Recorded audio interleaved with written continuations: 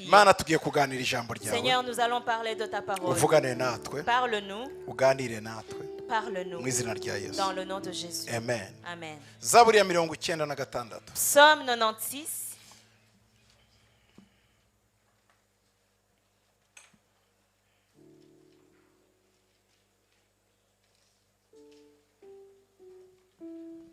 Muririmbire Uwiteka indirimbo nshya. Mwabari mu isi mwese mwe muririmbire Uwiteka. Chantez à l'Éternel un cantique nouveau. Chantez à l'Éternel, vous tous, habitants de la terre. Nguhaye umukoro, Imana iguhaye umukoro ku kwezi. Uhimba indirimbo nshya y'Imana wowe. Dieu te donne un devoir ce mois-ci, compose un nouveau cantique. Kuko ibyo yagukoreye. Parce que ce qu'il a fait pour toi, Ibyo irimo gukorera. ce qu'il est en train de faire pour toi, et ce qu'il fera pour toi, Bigomba indirimbo nshya. mérite un nouveau cantique. Wiririmbiza abandi. Ne chante pas les chansons des Ni autres. umukozi w'umuhanga. Il est un excellent Ni travailleur. abandi. C'est quelqu'un d'autre qui Turashaka l'a iyawe. composé. Nous voulons ton cantique, ta cantique. Nubwo ntayemera, nubwo yatayemera, ariko Imana izayemera kuko ni wowe n'Imana. Même si moi je ne l'agrée pas, même s'il ne l'agrée pas, mais Dieu va l'agréer parce que ça vient de ton cœur. Kuko n'indirimbo ibwira Imana ko yakoze mu buzima bwawe. Parce que c'est un cantique qui dit ce que Dieu a fait dans ta vie. Muribuka umuntu waririmbye indirimbo nshya bambutse inyanja itukura. Vous vous souvenez de la personne qui a chanté un cantique nouveau quand ils ont traversé Ninde? la mer Rouge? C'était Miriam. qui? Myriam. Ngo n'abadamu barikiriza bose. Et les femmes ont rejoint un chœur. Bari bakoze repetition. Est-ce qu'ils avaient fait une répétition? Imana iragukorera igitangaza kibyutsa indirimbo nshya mu buzima bwawe. Dieu va faire pour toi un miracle qui va susciter un nouveau cantique dans ta vie. Inyanja iri imbere yawe. La mer qui est devant toi, Nimara gukurwaho. quand elle sera écartée, Indirimbo nshya iraza muri le wowe. nouveau cantique va s'élever. Iyo misozi iri imbere yawe. Les montagnes qui sont devant toi, Nimara kukuvaho. quand elles seront écartées, Indirimbo nshya iraza mu un buzima nouveau bwawe. cantique va être suscité. Iyo ndwara iri muri wowe. Cette maladie qui est en toi, Nimara kukuvamo. quand elle sera écartée, Indirimbo nshya iraza mu un buzima nouveau bwawe. cantique va naître dans ta vie. Iki ni igihe cy'indirimbo nshya. Ça, c'est le moment d'un nouveau cantique. Uku ni ukwezi kw'indirimbo Ça, nshya. c'est le mois d'un nouveau cantique Itarahimbwe n'abandi. qui n'a pas été composé par d'autres, Indirimbo ikomoka mu mibabaro. qui est né de tes souffrances. Indirimbo iva mu bise. Une chanson qui vient des douleurs de l'enfantement. Indirimbo iva mu bibazo bikomeye. Un cantique qui naît des problèmes. Bibiliya iravuga ngo mbega bariya ni bande. La Bible dit qui sont ceux-là? Ngo n'abavuye mu mibabaro ikomeye Ce cyane. sont des gens qui sont sortis de Ngo grands, baririmba indirimbo nshya. qui chantent un nouveau cantique. Ngo hamwe n'abakuru 24. Avec les 24 vieillards Ngo n'ibizima bine. et les 4 êtres vivants. Baririmba indirimbo. Ils chantent un Ngo ya cantique. Mose n'umwana Le w'intama. cantique de Moïse et Iyo de ni indirimbo l'agneau de Dieu. y'abavuye mu mibabaro. Ça, c'est le chant des gens qui ont quitté les problèmes. Iyo ni indirimbo y'itoro rivuye mu ngorane. C'est le chant de l'église qui a quitté les problèmes. N'indirimbo y'urugo ruvuye mu gahinda. C'est un chant d'un foyer qui a souffert. N'indirimbo bw'ubuzima buvuye mu gufinagazwa hasi. C'est le cantique d'une vie qui était jadis opprimée. Ikiva murimo n'indirimbo nshya. Ce qui remonte, c'est un nouveau cantique. Mose yahimbye indirimbo bambutse. Moïse a composé un chant quand ils Miriam ont traversé. ahimba indirimbo bambutse. Myriam a composé un chant quand ils ont Nta traversé. shuri rya muzika bagiyemo. Il n'y a aucune école de musique qu'ils ont Baciye mu fréquenté. ishuri ry'imibabaro. Ils ont fréquenté l'école de souffrance. Baca mu ishuri ryo Ils gucungurwa. ont fréquenté l'école de rédemption. Bagera hagutse. Ils ont arrivé au Large. large. Imana irabazamura. Dieu les a élevés. Bararirimba. Ils ont chanté. Bararirimba. Ils ont chanté. Indirimbo ya Mose. Un chant, le cantique de Moïse Indirimbo y'umwana et le w'intama. cantique de l'agneau de Reka Dieu. umwuka w'indirimbo nshya Laisse kumanukire. que l'esprit d'un nouveau cantique descende sur toi. Ibitangazo by'Imana Laisse bikuzemo. que les miracles de Dieu descendent Hanyuma sur uririmbira toi. Imana indirimbo Et nshya. que tu composes un nouveau cantique pour Uririmbira Dieu. Imana indirimbo nshya. Que tu chantes à Dieu un nouveau cantique. Uhimbaza Imana. Et que tu loues Dieu. Uvuga Imana. Que tu parles de Uhamagara Dieu. Imana. Que tu appelles Dieu. Iraguha indirimbo nshya muri Il wowe. va te donner un nouveau Ngo abo ni cantique. bande. Qui sont Ngo ceux-là? n'abavuye mu mibabaro. Ce sont des rescapés des problèmes Baririmba indirimbo nshya. qui chantent un nouveau cantique. Indirimbo ya Mose. Un cantique de Moïse. Hallelujah. Alléluia.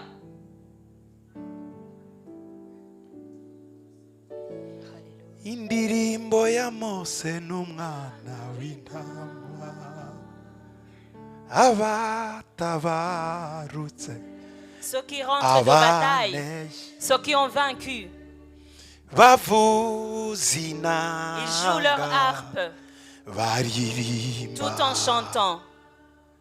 indirimbo ya Mose n'umwana Le cantique de Moïse est celui de l'agneau de imirimo Dieu. yawe mana Oh Dieu, que imirimo tes œuvres yawe sont magnifiques.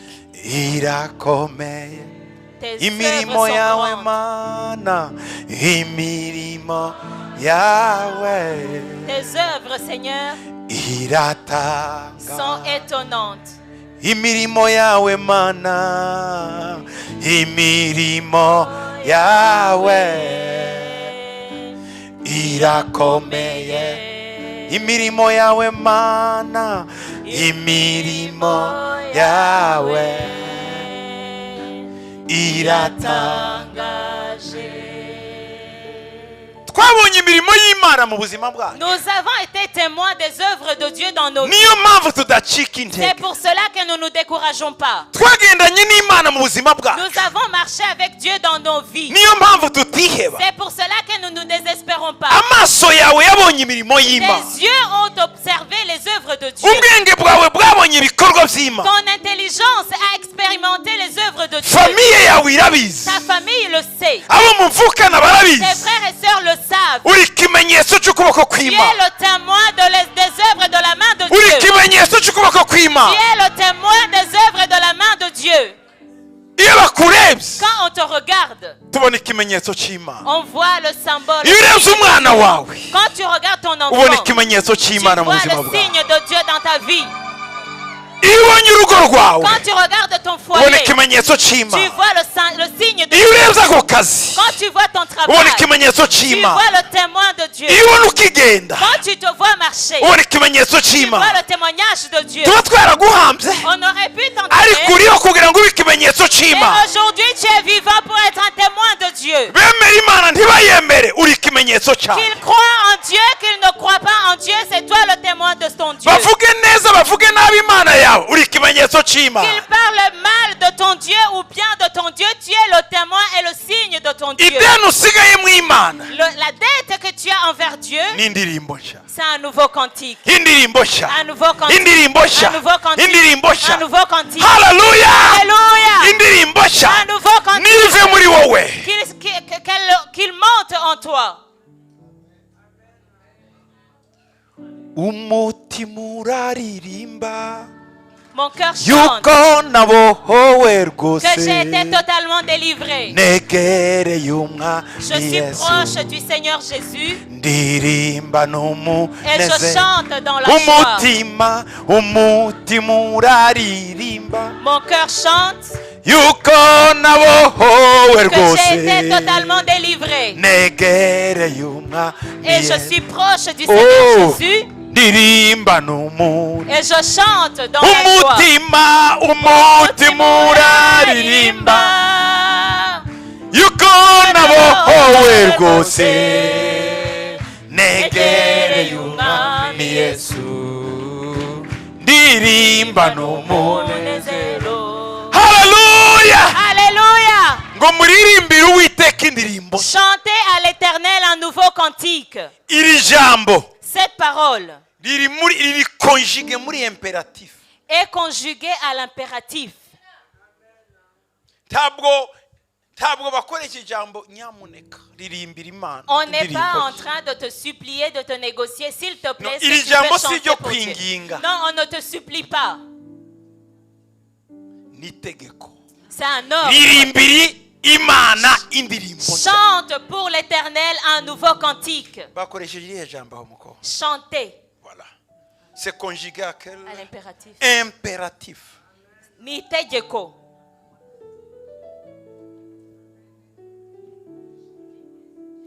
impératif Ni tegeko. Ni uburyo bwo gutegeka. chante Ririmba. chante Muririmbe. chanto Turirimbe. amen Amen. chante Ririmba. chante Muririmbe. chanto Turirimbe. hari ikindi wongeraho Est-ce qu'il y a d'autres choses à rajouter? ni abana ba Il y a 3 personnes. chante, muririmbe chantez, turirimbe chantons. indirimbo nshya nikuzamo Quand un nouveau cantique se sera nuyikamuzamo et qu'il sera suscité en d'autres personnes, tuzaririmba nous allons chanter. muririmbire uwiteka Chantez à l'Éternel indirimbo nshya un nouveau cantique. muririmbire uwiteka muhimbaze izina rye Chantez à l'Éternel et louez son nom. ngo mwerekane agakiza ke uko bukeye Annoncez de jour en jour son salut. kuba uriho wowe Le fait que tu sois vivant. uanonse agakiza k'imana Annonce uanonse agakiza k'imana Tu annonces le salut de Dieu. uzabi abifuje kupfa igihe kinini iyo wabona uriho tu annonces le salut Tu sais, wowe ubwawe uanonsa le salut wabwiriza utabwiriza kuba uriho tu annonces le salut ta vie seule est une annonce du salut. Beaucoup de gens t'ont souhaité de mourir, mais quand ils te voient, tu leur annonces le salut. Que tu prêches ou non, tu es l'annonce du salut. bararebana bakavuga ngo sha karacyariho vraiment Ils se regardent et se disent, ah, il vit encore. karacyariho se Est-ce qu'il vit? kazarama Il vivra longtemps. ntabwo ari ukuvuga ngo kazarama Il vivra longtemps. ntikazaba kazarama C'est pas seulement vivre, il imana vivra longtemps. nikureho umwuka wo gukenyuka mu buzima bwawe mu izina rya yesu Que Dieu ôte l'esprit de mort prématurée sur ta vie au nom de Jésus. gukenyuka bigende mu izina rya Que yesu la mort prématurée s'en aille au nom de uzarama Jésus. Tu vivras. uzarama Tu vivras longtemps. n'ubwo buryo uzavuga agakiza k'uwiteka Et c'est ainsi que tu annonceras le salut de Dieu. abantu bazamenya agakiza Les k'uwiteka gens sauront le salut de Dieu biciye mu kurama kwawe à travers ta longévité. kubw'ibitekerezo bya benshi uba uriho agasaraba Si ça n'avait- ne le décédé le mu mitwe ya benshi uri ne le décédé le ariko mu mutwe w'imana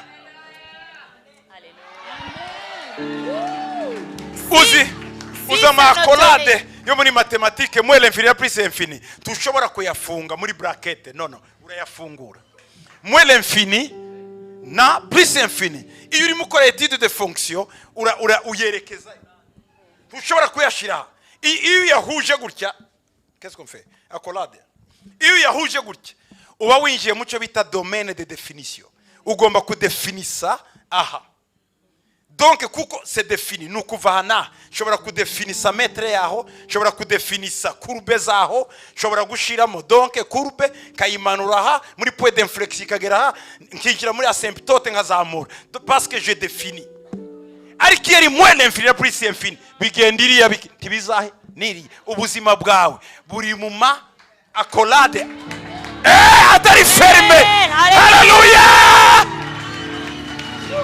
Si ça ne dépendait que de certaines personnes, aujourd'hui tu aurais une pierre tombale écrit dessus, nais-le, décédez-le. Mais parce que tu as Dieu en toi, grâce au salut de Dieu, ta vie se trouve dans les accolades ouvertes, pas dans les accolades qui définissent une définition. Comme on fait en mathématiques quand on veut définir quelque chose de là jusque là. Mais toi, parce que Dieu est avec toi, ta vie ne peut pas être définie suivant les mesures des hommes. Tu sais où est-ce que nous avons tiré ça?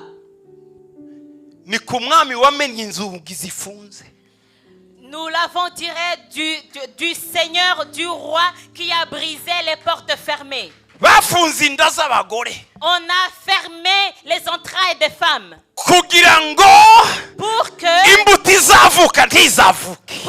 le fruit qui était supposé naître ne naisse pas.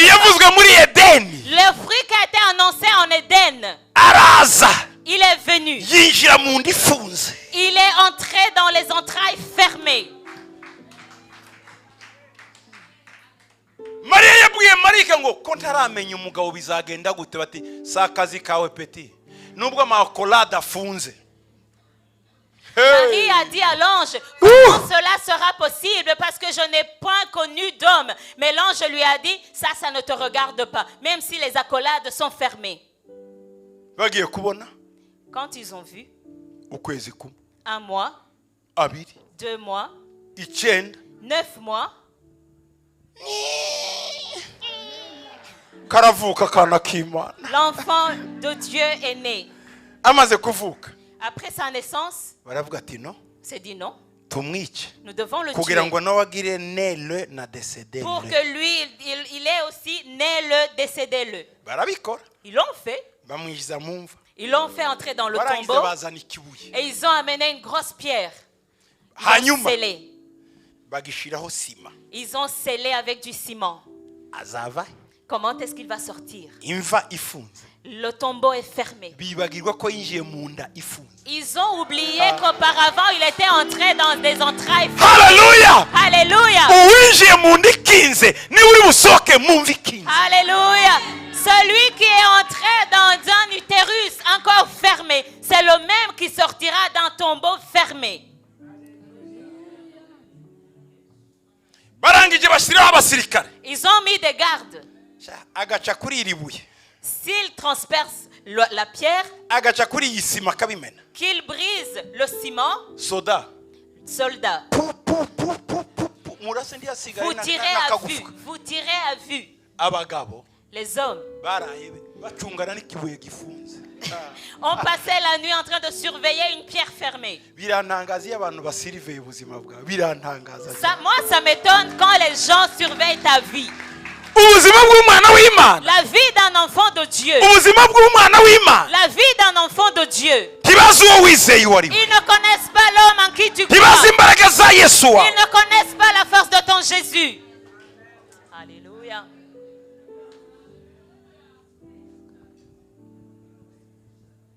Vuga ngo ntibanzi. Dis, ils ne me connaissent pas. Bivuga ugira ngo ntimunzi. Dis-le, ils ne me connaissent pas. Gira gutya ubabwire ngo mwebwe Dis, vous, hein, ntimunzi. vous ne me connaissez pas. Ku munsi wa gatatu Au troisième jour, ikibuye kiri birandura. la pierre s'est roulée d'elle-même. Bapupu n'imbunda. Les gardes qui se Bose tenaient, hasi. ils sont tous tombés. Maria je na Magdalene. Quand Maria Magdalene na je quand n'abandi bata. Marie de Magdala Bari est bafite venue avec ikibazo. d'autres femmes, elles avaient un problème. Ngo ninde udukuriraho cya kibuye. Qui va rouler la pierre pour nous? Nabo ntibari bazi. Elles ne savaient pas non plus. Kuwinjiye mu nda ikinze asohoka mu mva ikinze. Que celui qui est entré dans un utérus fermé peut sortir d'un tombeau fermé. Kubera iki? Pourquoi? Azutse niho yiyise alpha omega. Burya alpha omega ni moins l'infini na plus infini. C'est après sa résurrection qu'il s'est proclamé Alpha et Oméga. Et Alpha et Oméga, c'est plus infini et moins infini. Amen. Amen. Amen. Amen. Amen. Amen. Yarazutse. Il est ressuscité. Ni muzima. Il est vivant. Yamenye imva. Il a brisé le tombeau. Nawe nubwo bagushiramo. Toi aussi, même si on te met dans le tombeau, Uzazuka. tu ressusciteras.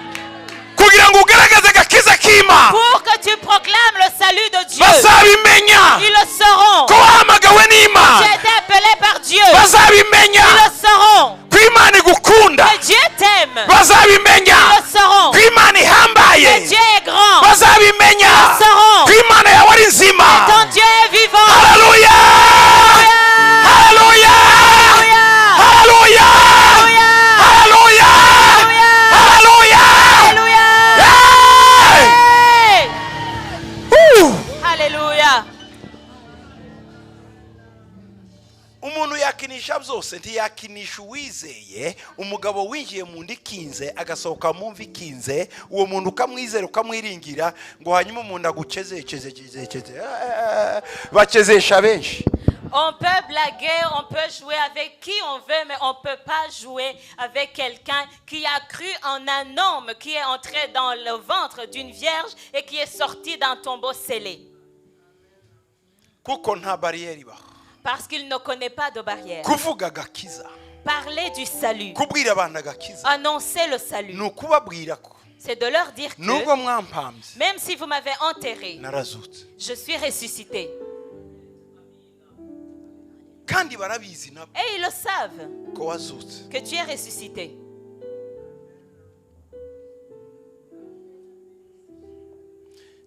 Nigeze guhura n'umugabo wari mu bintu by'abarozi b'abaframason Un jour, j'ai rencontré quelqu'un qui était dans les sectes obscurantiste. yari arwaye C'est quelqu'un qui souffrait, qui était malade.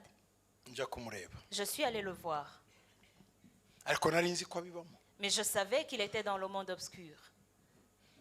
arambwira Et il m'a dit, turansengera tu vas prier pour moi, atariko ntunkoraho mais tu ne vas pas me toucher. usengera uri hariya Tu vas prier pour moi à distance. ndavuga nta kibazo J'ai dit, il n'y a pas de problème. nangize namubwira ko ushaka kwitwaza Après, il m'a dit, toi, Gitwaza, ibyo bibaraga ubikura où est-ce que tu tires toute cette force? nuko C'est ce qu'il m'a dit. kandi ubwo yari mu gitanda Il était au fond de son lit. ibyo bibaraga ubikura Où est-ce que tu tires cette force? ndamubwira none se ni bibi ni byiza Je lui ai dit, est-ce une bonne chose ou une mauvaise chose? baterega niyo mpamvu nagutumiye ngo uze usenge Il m'a dit, c'est pour ça que je t'ai invité pour prier pour moi. ati nuko mbona ko ari byiza C'est parce que je trouve que c'est bon. arambwira ngo Il m'a dit, napfa nabaho que je vive ou que je meure. ndagira ngo nkubwire ibintu uzamenya mu buzima Je voudrais te dire des choses que tu dois connaître dans la vie. twebwe twiyarihuje Nous sommes associés, abakorera satani les serviteurs de Satan. dupanga kugutsinda kugucishaho kamyo Nous avons planifié de te tuer par un accident de camion. bati kandi ibyo ni ibintu dushoboye Et c'est des choses que nous sommes bati capables de ikamyo faire. yose twashyize mu nzira yahise ipfa Mais à chaque camion que nous mettions sur ton chemin tombait en panne. bati sinakubwira ngo nimwe Je ne peux pas te dire que c'est un seul camion N'ebyiri. ou deux camions, tuvayo mais nous avons abandonné cette idée. dukoresha ibindi Nous avons fait autre chose. umuntu twabipanganye Et la personne avec qui nous avons planifié aragongwa arapfa agira accident il a fait un accident. yamwe nk'ibintu nka bitanu Il m'a donné 5 choses. igihe yarimo ambwira Quand il était en train de me parler, niho natangiye kureyariza ko tugira imana ikomeye c'est là que j'ai nari réalisé mbizi que nous ariko avons... natangiye kubibona C'est là que j'ai réalisé que nous avons un Dieu puissant. Je le savais, mais à ce moment-là, j'ai commencé à le réaliser. murabizi basengera petero ngo ave mu nzu y'imbohe avuyeyo baravuze ngo siwe ni marayika Vous savez, kuko quand on a abantu prié pour hari igihe Pierre, ugira imana ariko ntumenye imbaraga ntuyimenye ko yakora n'ibyo vous savez, quand l'Église a prié pour Pierre pour qu'il sorte de la prison, quand il est enfin sorti, les gens se sont dit, non, c'est pas Pierre, c'est son esprit. Parfois, tu as un Dieu, tu crois qu'il peut faire certaines choses, et quand il le fait, tu n'arrives pas à y croire. arangije arambwira ngo Après, il m'a dit, ngo winjiye muri iyi nzu ukore tu muri es iki cyumba entré dans cette chambre, ngo j'ai senti bagira amaterime yabo y'abarozi kuruwa ngo la vibration ngo ahantu hose ngo numvise inzitigita. tawe nje ko ntayumvishe Je lui ai dit, moi, j'ai rien senti. arambwira ngo ntushobora kuyumva ngo twe turi mu nzego ziyumva Il m'a dit, toi, tu ne peux pas le sentir. Nous sommes dans les dimensions qui peuvent détecter ces mouvements. ngo cyane cyane ngo iyo haje umuntu ukurusha imbaraga Surtout muri monde yacu spirituel quand c'est quelqu'un qui est beaucoup plus puissant que toi spirituellement. bati hari imitingito Il y a des secousses. inzu yatigise La maison a tremblé. bati ariko diferanse yawe n'ibyacu Mais la différence de toi et de nos choses, ngo nuko vibration yabaye aha c'est que les vibrations qui ont eu lieu ici, ngo yarimo n'imirabyo et il y avait aussi des flashs. bati imirabyo yaje Je voyais des flashs. bati kandi yaje utarinjira muri building turimo Mais les flashs ont apparu avant même que tu entres dans ce building.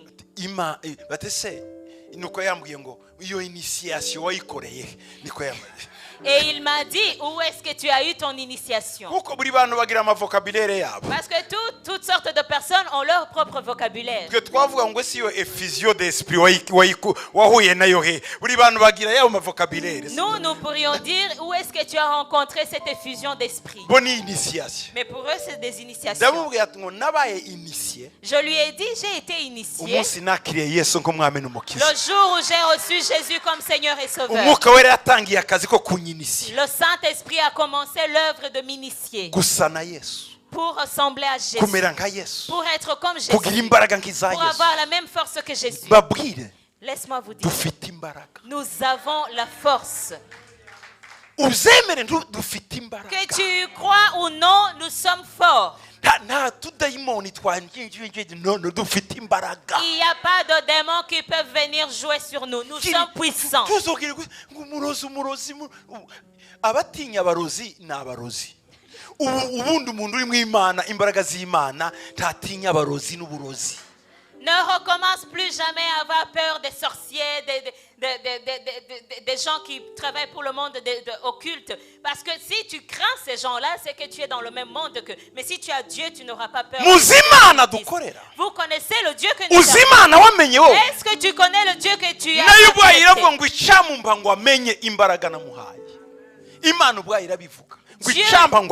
Dieu lui-même dit, je souhaiterais qu'il reconnaisse la force que je lui ai donnée. La force qui est dans vos cœurs, qui agit en vous, qui a été suscitée par Dieu. Le Saint-Esprit est assis en toi. Le Saint-Esprit, il agit. Alléluia. N'aie pas peur. Ne t'enfuis pas. Ne t'inquiète pas.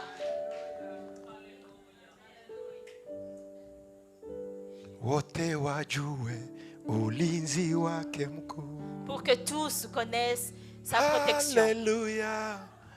Alléluia. Furaha kubwa ndani ya moyo wa. Alléluia, j'ai une grande joie dans mon cœur. Il y a une grande joie pour tous ceux qui l'ont reçu. Et ils connaissent sa grande protection. Oh, hallelujah! Alléluia!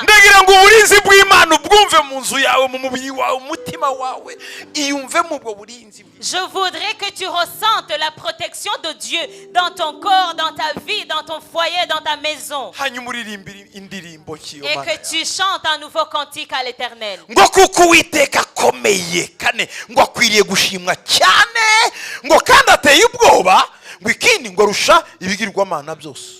Car l'Éternel est très digne de louange. Il est redoutable par-dessus tous les dieux. Il est grand et est très digne de louange. Et il est redoutable par-dessus tous les dieux. Va encore chez les sorciers. Notre Dieu est plus fort que les sorciers. Qu'est-ce que tu cherches dans leur maison? Ramène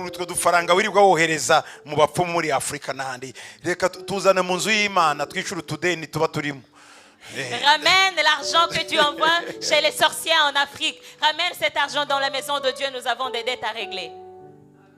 Nous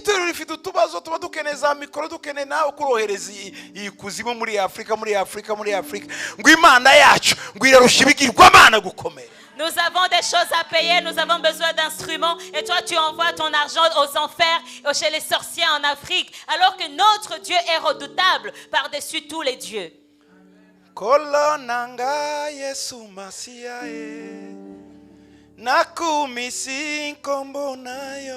Mon roi, Seigneur Jésus, je te loue. Au-dessus de tous les dieux, pour l'amour que tu as manifesté à Golgotha. Pour l'amour que tu as manifesté à Golgotha. Mon roi Jésus, le Messie, je loue ton nom.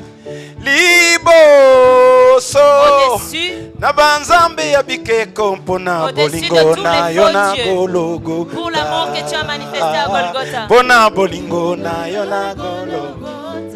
Oh, kolonanga Yesu Masia nakumisi nkombo nayo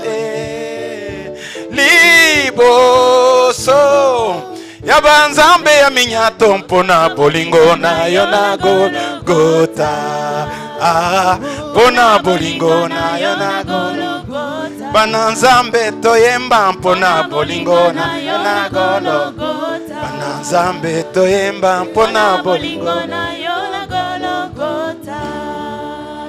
Hallelujah! Hallelujah! Hallelujah! Hallelujah! Ngomana yanje. Mon Dieu, je chante ton nom devant tous les faux dieux pour ton amour de Golgotha.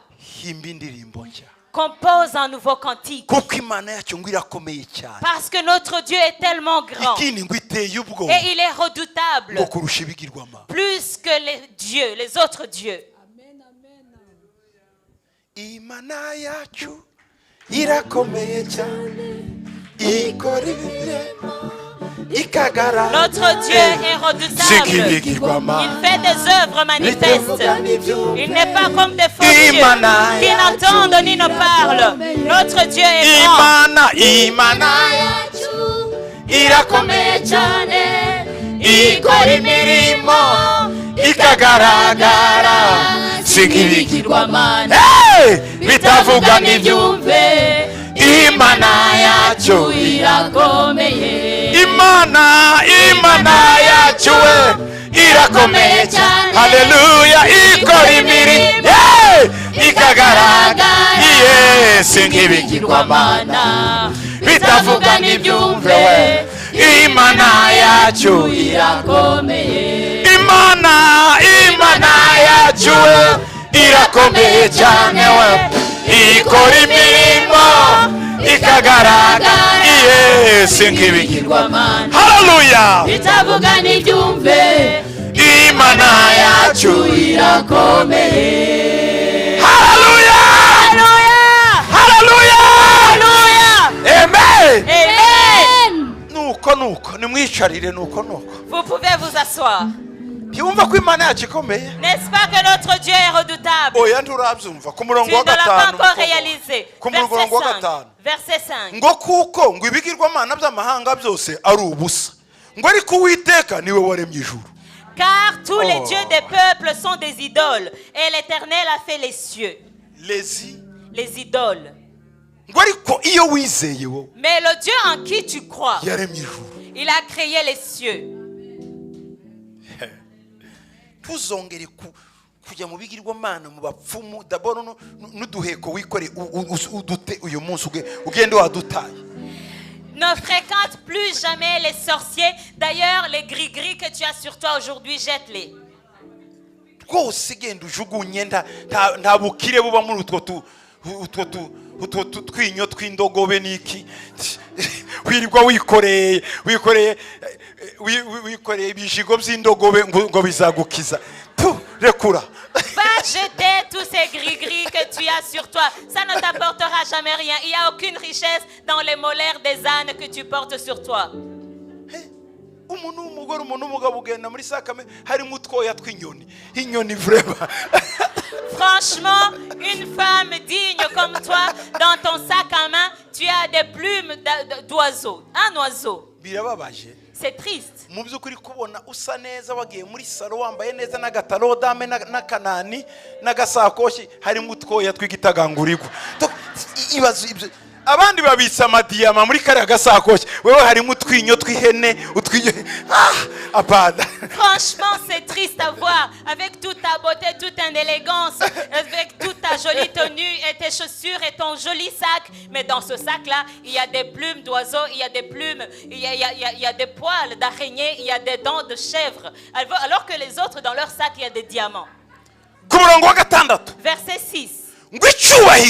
No gukomera biri imbere ye ngo imbaraga n'ubwiza birahera. La splendeur et la magnificence sont devant sa face.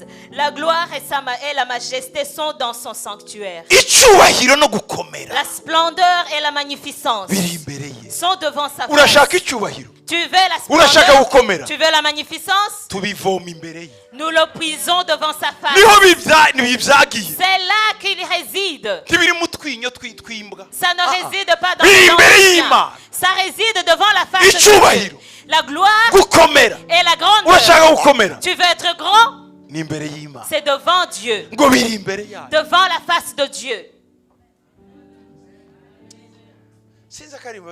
Gukomera n'imbaraga n'ibya Yesu. Cyubaye.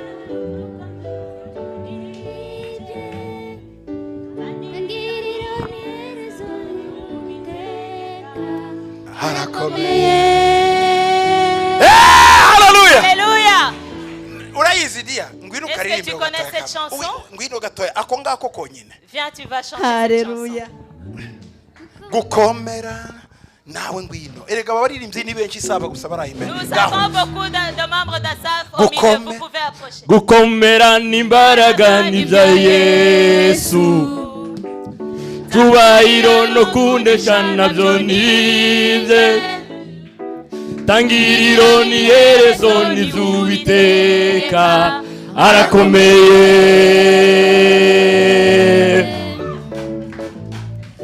gukomera n'imbaraga n'ibya Yesu tubahiro no kunesha nabyo nibye tangiriro n'iherezo n'iby'Uwiteka arakomeye. Hallelujah! Hallelujah! Alléluia. Thank you very much. La gloire, la grandeur, ça Ouais. lui appartient. Anverse.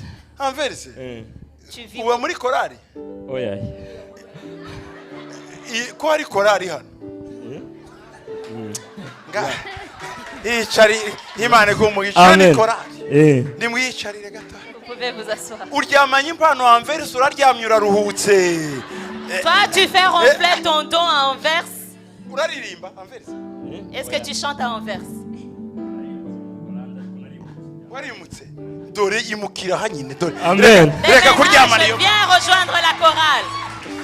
igiteye ubwoba cya nijoro ntikizantera ubwoba yaramfashe nkazampindura ibirimi by'umuriro Uje ndatwika ndasenya kubw'izina rya Yesu arakomeye. haleluya Hallelujah! haleluya Hallelujah! dufite Imana ikomeye Nous avons un Dieu grand et icyubahiro n'igitinyiro biri imbere yawe la gloire et la splendeur sont devant sa face. ushaka gukomera wese Si tu veux être grand, ushaka icyubahiro si tu veux la uje imbere yayo tu vas devant sa niho face. hari superimarishe yabyo C'est là où se trouve le supermarché où tu veux acheter, tu peux mu acheter cela. masengesho Dans la prière, niho tugikura c'est là que nous puisons. kwegera cela. Imana Donc quand nous approchons Niho de Dieu, tugikura. c'est là que nous puisons la gloire. ntuzongere kubabayika Ne t'inquiète plus de rien. Imana niyo ikomeza si abantu bakomeye C'est notre Dieu qui élève, c'est pas les gens qui élèvent. ntuzashakire gukomera mu bantu benshi Ne cherche pas l'élévation parmi les gens. ntuzashakire gukomera mu mafaranga Ne cherche pas l'élévation dans ton argent. ntuzashakire icyubahiro ku ngufu Ne cherche pas la gloire par force. shaka Imana Cherche Dieu icyubahiro dans la no gloire gukomera et la splendeur. biri imbere yayo Se trouve Amen. devant sa amashyi face. kwa Yesu hey Hey! hey Hey! hey Hey! Bwana ziviwe sana Gloire à Dieu. ngiye kubasengera Je ubunyine vais prier pour vous. haguruka dusengane nawe. Lève-toi, nous allons prier. haguruka dusengane Lève-toi, nawe. nous allons prier. uyu munsi icyubahiro cyawe kirava ku Uwiteka Aujourd'hui, ta splendeur, ta gloire viendra de Dieu. uyu munsi gukomera kwawe turagukura Aujourd'hui, ku ta Uwiteka grandeur viendra de l'Éternel. ntuzongere n'umunsi n'umwe Plus jamais kuvuga ngo "Oh, njyewe bansuzuguye reka bagusuzugure se bo barakomeye." ne te lamente pas en disant on me méprise. Qu'ils te méprisent. Est-ce qu'ils ont assez de force pour te faire uzababara cela? ngo uriya yansuzuguye warakomeye se? Tu es attristé parce que telle personne t'a méprisé. Est-ce que cette personne a la position pour te mépriser? njyewe ndapfuye bamvuze wese ntibamuvuze Moi, uwakuvuze nawe mourir. aba afite abandi bamuvuga Moi, je vais mourir, on m'a calomnié. Sache que ton calomniateur, il y en a d'autres qui le calomnient aussi. dore aho ibibazo birangirira Voilà où on achève les problèmes. kujya imbere y'Imana Devant la face de Dieu. kujya imbere y'Imana Devant la face de Dieu. niyo gukomera kuva C'est de là que nous tirons la niho splendeur. icyubahiro kiva C'est de là que nous tirons Niho la ubwiza gloire. buva. C'est de là que nous tirons la Niho amahoro ava. puissance, la paix. haleluya haleluya Alléluia. ikibazo ufite cyose Peu importe le problème que tugiye tu as, kukimuha nous allons le céder à Dieu. indwara ufite La maladie tugiye que tu souffres, kuyimuha nous allons la céder à lui. kuruha urushye Ton exaucement, tugiye kubimuha nous allons le céder. we witinya N'aie pas peur. reka dusengere hamwe Nous allons prier. zamura amaboko yawe Élève tes mains. gusenga kwanjye Que ma prière t'atteigne. manurama Que ma prière t'atteigne. horo Tu es ma paix. yanjye J'ai ndagukeneye besoin de toi. ku manywa na nijoro Nuit et jour. mu bihe byose En tout, Seigneur. umbe Sois près de moi. gusenga kwanjye gusenga kwanjye kukugereho manura amahoro yanjye ndagukeneye ku manywa na nijoro mu bihe byose umbe hafi umva gusenga gusenga kwanjye kukugereho manura amahoro yanjye ndagukeneye ku manywa na nijoro mu bihe byose haleluya umbe hafi umva umugisha wawe Bénis-moi, Seigneur. umugisha wawe Bénis-moi, Seigneur. kukutanga tamubaba Car ta bénédiction n'est suivie d'aucun chagrin. unkomere z'amaboko Fortifie mes bras. kuko nshobozwa nawe umimbara Car je peux tout par toi qui me donne la umumugisha force. Bénis-moi. wawe haleluya kukutanga tamubaba Car ta bénédiction n'est suivie d'aucun chagrin. unkomere z'amaboko Fortifie mes bras. kuko nshobozwa nawe umimbara Car je puis tout par toi qui me fortifie. zamura amaboko yawe muri uyu mwanya Élève tes mains à ce moment. mana ikomeye Dieu puissant. mana ya aburahamu Dieu d'Abraham. mana ya isaka Dieu d'Isaac. mana ya yakobo Dieu de Jacob. bimenyekane uyu mugoroba Que ce soit su aujourd'hui kuri imana idukunda que tu es un Dieu qui nous aime. bimenyekane uyu mugoroba Que ce soit su aujourd'hui kuri imana ihembura que tu es un Dieu qui restaure. bimenyekane uyu Que mugoroba ce soit su ce soir kuri imana y'amahoro que tu es un Dieu de paix. bimenyekane uyu Que mugoroba ce soit su ce soir kuri imana yacu que tu es notre Dieu. bimenyekane uyu Que mugoroba ce soit su ce soir kuri imana idukunda que tu es le Dieu qui nous aime. bimenyekane uyu mugoroba Que ça se fasse kuri aujourd'hui. imana duhamagaye Que tu es le Dieu qui nous a appelés. bimenyekane uyu mugoroba Que ça se sache aujourd'hui. gukunda abana Que bawe tu aimes tes enfants. babohore Que tu les délivres. babohore Délivre-les. habwa ibitangaza byawe Fais tes miracles. habwa Reçois. akira Reçois. gukomera La grandeur. icyubahiro La gloire. habwa Reçois. imbaraga La force. habwa Reçois. kugubwa neza L'aisance. habwa Reçois. gukira La guérison. habwa Reçois. gukomera La grandeur. mu izina rya Dans yesu le nom de mu izina Jésus. rya yesu Dans le nom de mu izina Jésus. rya Dans yesu le nom de Jésus. ibya kera birangire Que les choses anciennes imivumo s'arrêtent. igende Que les choses mortes s'arrêtent. indwara zikire Que les maladies guérissent. inyatsi zigende Que le dévoreur s'enfuit. mu izina rya Dans yesu le nom de Jésus. inda yawe ifunguke Que tes entrailles s'ouvrent. ubukwe bwawe buze Que ton mariage arrive. ubukene bugende Que la pauvreté s'enfuit. uhabwe inzu Que tu reçoives une uhabwe maison. imodoka Que tu reçoives une voiture. uhabwe umugabo Que tu reçoives un mari. uhabwe umugore Que tu reçoives une femme. uhabwe abana Que tu reçoives des enfants. abahungu n'abakobwa Des fils et des filles. ubona abuzukuru Que tu vois tes ubona petits-enfants. umufifi Et tes arrière-petits-enfants. akira Reçois. akira Reçois. akira Reçois. akira Reçois.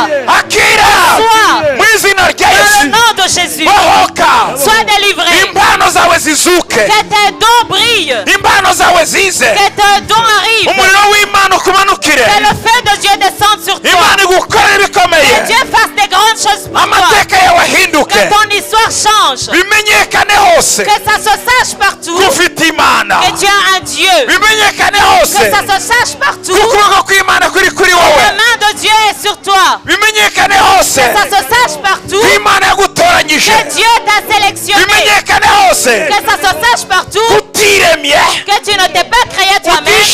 isi que tu ne t'es pas placé sur cette woherejwe terre, n'umugabo uruta abandi. que tu as été envoyé par un homme qui est au-dessus de tous les hommes. habwa uburinzi bukomeye, Reçois la grande protection. habwa uburinzi budasanzwe, Reçois une protection extraordinaire. habwa uburinzi butangaje Reçois une protection étonnante mu buzima bwawe, dans ta vie, mu nzu yawe, dans ta maison, mu kazi kawe, dans ton travail, mu gihugu cyawe, dans ton pays, muri bene wanyu. dans ta famille. kurindwa kuza. Que la protection arrive. Mana Seigneur, wanyumvishe, tu m'as entendu. ongera unyumve uyu mugoroba, Entends-moi encore aujourd'hui. kemura ibibazo by'aba bantu. Que tu résolves les problèmes de Ndakwinginze, ces gens. papa. Je te supplie, Père. humuriza aba bantu.